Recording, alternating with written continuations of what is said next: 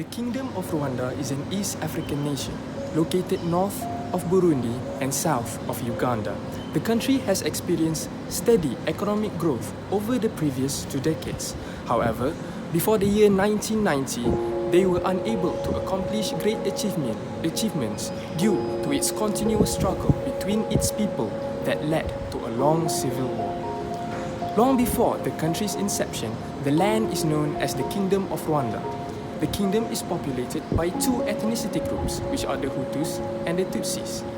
The minority Tutsis were the governing monarchy, while the majority Hutus were peasants to the noble. During the Belgian colonization of Rwanda in World War II, the Belgians started to introduce an ethnicity category in Rwandan identification card in order to segregate Hutus and Tutsis.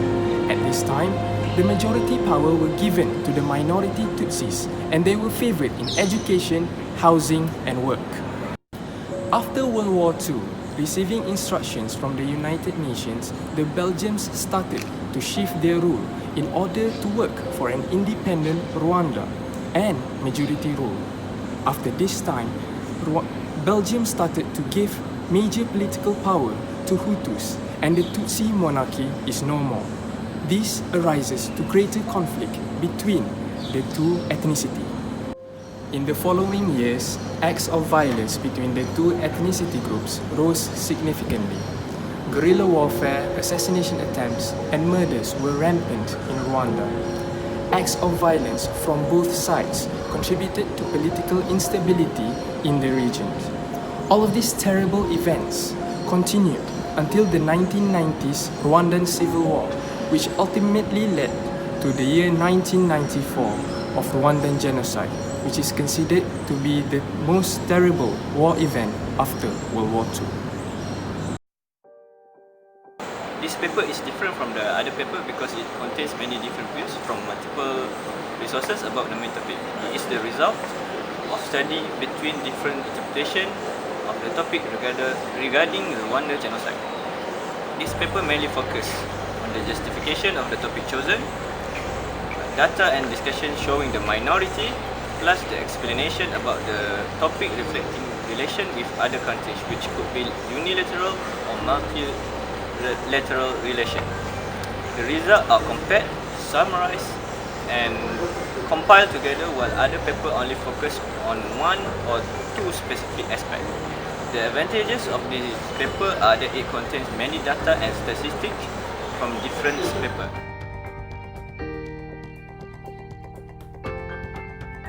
Okay, the reason why we are doing this research is to enlighten the masses about the devastating effects that genocide can have on the world and the people living in it. Obviously, when talking about genocides, we already know of how massive the scale of the disaster is. But even though it should be so clear, some people just turn a blind eye and ignore the incident altogether, like it doesn't affect them. If more and more people adapt this mentality, it could spell disaster for our country and even Earth itself. Genocide, to put into simple terms, is the mass eradication of a group of people, be it a religious group or even an entire race, with the goal to fully destroy said group. From the definition itself, we can understand that genocides are unacceptable, and any problems or conflicts should most definitely not be solved by using this method. Our report is to focus on the effects that genocides can cause to the current state of the economy, and more specifically about the Rwandan genocide. It should be said that these facts should be known to the public so we can avoid any catastrophe that we can otherwise avoid had we known the impact that genocide can have on the economy. When a country's economy is failing, it affects the entire population of the country, causing lives to be lost while destroying others. Therefore, we find it extremely important to make public of the effects that genocide can have on the economy to ensure that we don't have to suffer the consequences. Thank you.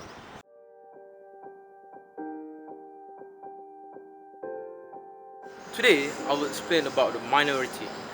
So minority people, or we can refer as minority groups, were the category of people who maybe experience less in terms of sociality benefits, or we can say they get a different kind of treatment in the country or in the society compared to the dominant groups. Back to the genocide of Rwanda. we can say that there is an ethnic tension between the majority group in Rwanda, which is the Hutus, with the minority group Tutsis. Additionally, there is a lot of disagreement between these two groups since the colonial periods began. There are three largest groups in Rwanda. The first one, the largest one is the Hutus, followed by the Tutsis and also Twa. By facts, Hutu group is approximately covers around 84% of Rwandan population, while the Tutsis only around 14 to 15% of Rwandan population. As I said before, the minority group often referred as the community that technically have a less number of population in the community. However, they are also usually being characterized with some physical aspects, such as the Tutsis are usually being said they are usually taller and thinner compared to the Hutus. During the genocide, the Hutu extremists killed approximately around 800,000 of Rwandans and mostly Tutsis. Meanwhile, 30% of Twa also being killed by Hutus during the genocide.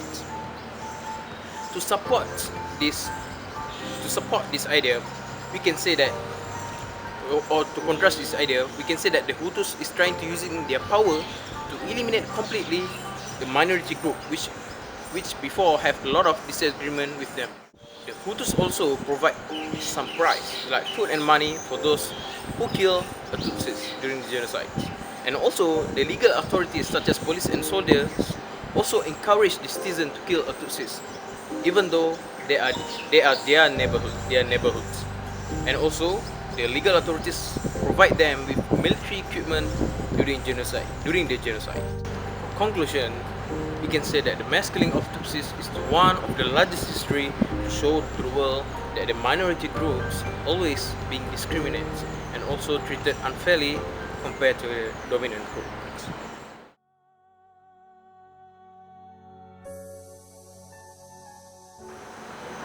One of the colonial powers in Rwanda was Belgium, and they also had a deep connection with their governments before decolonization and even after. They mostly composed by Belgian soldiers because their main connection was in United Nations Assistance Mission of Rwanda that called UNAMIR. The Belgian General Information and Security Service were unable to act on the Habyarimana regime, and they had previous knowledge of the genocidal intention until it was too late. Before that, in 1916, the Belgian colonists arrived, and they introduced identity card for classifying people according to their ethnicity. According to them, the Tutsis to be superior to the Hutus, and not unexpected, the Tutsis welcomed this idea. Tutsis have window of opportunity, like have a better job and academic than Hutus after 20 years of Belgian colonies introduced identification card. A series of riots in 1959 had gradually built up because of resentment among the Hutus. Most of the Tutsis, around 20,000 people, were killed, and some of them were running away to their neighboring countries like Burundi, Tanzania, and Uganda. During the event of Rwanda genocide, many parts of the world stayed silent and hoped to avoid death and political entanglement. However, after the news of the genocide were made public by the media, United Nations Security Council sent more than a few thousands of troops. However, there were delays and denials that caused the troops to arrive late, months after the genocide was over. Many government officials were surprised about the world's ignorance to the event. In July 1993, United Nations Assistance Mission for Rwanda, UNAMIR, Force Commander General Romeo Dallaire was provided with very little information about the Rwanda genocide. With very limited information, the mission was planned poorly, and they were provided with less experienced people. After the assassination of the president, Romeo Dallaire's call for reinforcement was denied. By April 10, it was clear that the non-offensive plan was a failure to stop the genocide. As an alternative, Canada received a new role in genocidal prevention. It is to act under the United Nations Charter as they consider appropriate to prevent and suppress the violent acts of genocide. This resulted in Canada able to act to stop the future future possible genocides. Thank you. I'll be talking about the France role in Rwanda. The France led an operation called the Operation Right, and this operation's objective was for the French army to train the Rwandan troops, which were later known as the Interahamwe militia. And later, the president of Rwanda, President Genocide, he had a scheme which was against the Rwandan Patriotic Front, which was supported by France also. Right? And in 1994, April 8th, there was an operation which was held by France. This operation's objective was to gain the permit for the secure evacuation of the victims. And among the victims, mostly the victims were the Westerners. On April 8th, 1994, 2 days after the assassination of President Genocide, France held an operation called Operation Amaryllis. The objective of this operation was to gain the permit for the secure evacuation of the victims. Now the victims mostly were the Westerners, and the survivors, the Rwandan survivors, were upset because of this, because they thought that the French only supported the Western people, and were thinking that this operation was just useless. And this wasn't the only time the Rwandan people were against the French authority. Shortly after the Operation Right was launched, the survivors were against this and many controversies popped up, saying that the French were part of the tragic genocide, and were also participated in the killings. In 2008, the independent Rwandan commission stated that the Rwandans knew or were aware of the 1994 genocide and helped the Hutus militia by training them, and also participated in the planning of the genocide and killing. In 2014, April 6th, President Paul Kagame, he stated that and devised charges against the French, saying that the Belgians and the French had a role in this tragic genocide. To conclude this discussion, the Rwandan genocide marks a black and truly horrifying event that occurs for around 100 days in the past 20 years past Cold War history. The inner conflict of the Rwandan community, which mainly caused by the majority and the minority conflict of the Rwandan community itself, such as the unfair treatment from the Tutsis during the German colonization, and also the abuse of power by the Hutus when the Belgium came and left Rwanda. In short, the Hutus and Tutsis did get along together until the Hutus became biased against the Tutsis during the Belgium ruling, that causing turmoil and suffering to both of the ethnic groups. This conflict could not have been resolved without the initiative from the Tutsi itself, which to overthrow the Hutus, and then the outside initiative from the United Nations and also the France, Canada, and Belgium to solve this problem. This horrifying event should have not occur again in our community and society by any degree or means.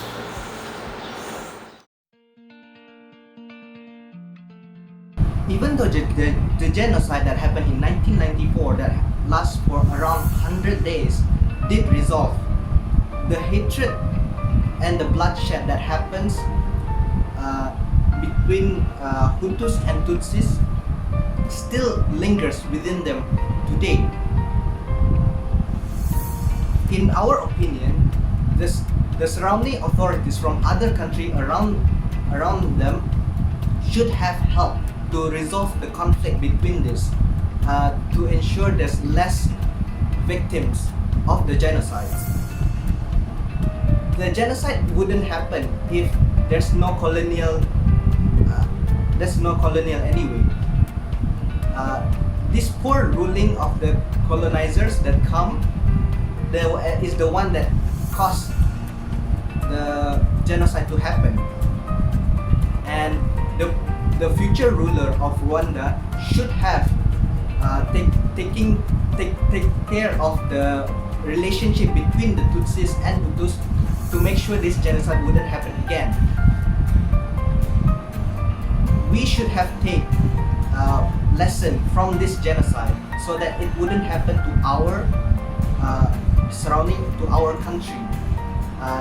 This can help to bring peace to all the countries that take lesson on this genocide.